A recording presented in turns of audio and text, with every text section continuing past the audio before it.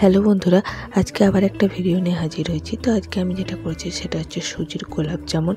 যেহেতু এখন গণপতি বাপ্পা পুজো আছে বাড়িতে, তো বিভিন্ন রকমের মিষ্টি তৈরি করতে হচ্ছে। তো আজকে আমি এটাই করেছি। খুব সহজ পদ্ধতিতে, খেতেও খুবই টেস্টি হয় আর বানানো খুবই কম টাইমের মধ্যেই হয়ে যায়। তো আমি এখানে 1 কাপ সুজি নিয়েছি। সুজিতে দেবো 1 চামচের মতন ঘিটা দিয়ে এটাকে আমি একদম লো ফ্লেমে একটু ড্রাই রোস্ট করে নেব। সুজির কালারটা চেঞ্জ করব না, যা সুজি থেকে একটা ভালো গন্ধ বেরোনো পর্যন্ত এটাকে আমি ড্রাই রোস্ট করব।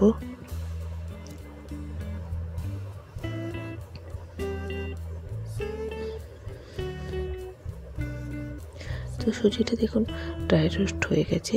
এরপর আমি এতে দুধ অ্যাড করব। এখানে 1 কাপ সুজিতে আমি টোটাল 2 কাপ দুধ দেবো, ওই কাপ মেপে। প্রথমে আমি 1 কাপ দেবো, দিয়ে তারপর ভালো করে মিশিয়ে নেব। তারপর আবার 1 কাপ অল্প অল্প করে দিয়ে মিশাবো, পুরোপুরি 2 কাপ একসঙ্গে দেবো না।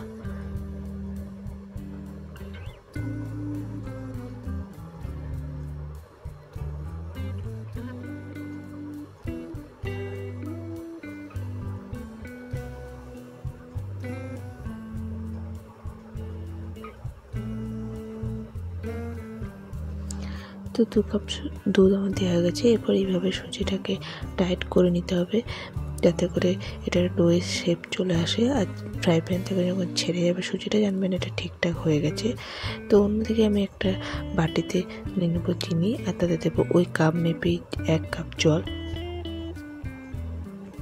আর তাতে দেবো 2-4টে এলাচ আর একটু অরেঞ্জ ফুড কালার দেবো। আপনাদের কাছে যদি কেশর থাকে তাহলে কেশর ইউজ করতে পারেন।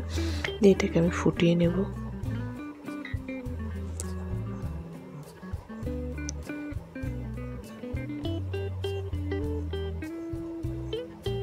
তো ফুটে উঠেছে। এটাকে খুব ঘন করার প্রয়োজন নেই, যেভাবে আমরা চিনির রস করি মিষ্টির জন্য সেইভাবে করে এটাকে আমি অফ করে দেবো। অন্যদিকে সুজির ডোটা অল্প ঠান্ডা হয়ে গেছে। এরপর এতে দেবো আমি এলাইচি পাউডার 1/2 টিস্পুনের মতন, আর 2 চামচ দেবো মিল্ক পাউডার। দিয়ে খুব ভালো করে মিশিয়ে নেব।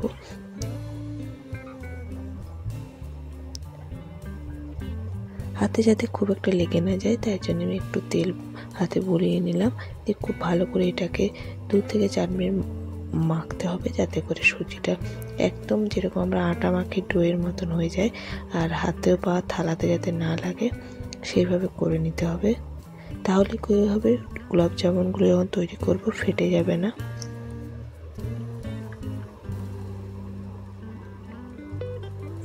দেখুন ডোটা একদম তৈরি হয়ে গেছে, থালা থেকে ছেড়ে যাচ্ছে। তো এইভাবে করে নিতে হবে।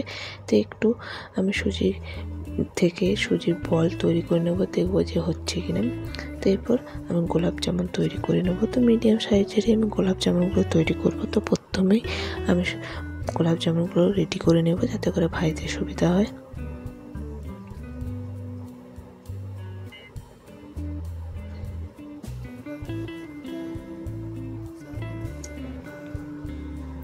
তো প্রত্যেকটা তৈরি করে নিয়েছি।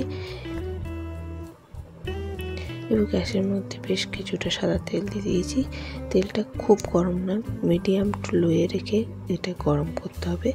দিয়ে গোলাপ জামুনগুলো দিয়ে দেবো। দেখতেই পাচ্ছেন তেলটা খুব একটা গরম হয়নি, নাহলে খুব গরম হলে গোলাপ জামুনগুলো পুড়ে যাবে। তো এইভাবে হালকাভাবে চামচের সাহায্যে আমি এপিট ওপিট করে গোলাপ জামুনগুলো ভাজবো, যাতে এগুলো ভেঙে না যায়। যেহেতু সুজির গোলাপ জামুন খুব তাড়াতাড়ি ভেঙে যেতে পারে।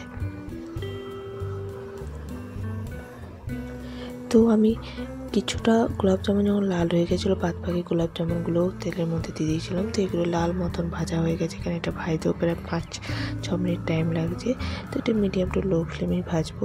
তো এইগুলো ভাজা গেছে, এগুলো আমি তেল থেকে উঠিয়ে নিয়ে সঙ্গে সঙ্গে রসে দিয়ে দিচ্ছি। রসে আমি এটা 1/2 ঘন্টার মতো রাখবো, তাহলেই আমাদের গোলাপ জামুন রেডি। তো আমাদের 1/2 ঘন্টা পর গোলাপ জামুনগুলো হয়ে গেছে। এরপর আমি রস থেকে তুলে একটা থালায় রেখে দিচ্ছি। তো আমার এই রেসিপিটা কেমন লাগলো অবশ্যই কমেন্টস করে জানাতে ভুলবেন না। আর রেসিপি ভালো লাগলে চ্যানেলটি প্লিজ সাবস্ক্রাইব করবেন। ধন্যবাদ।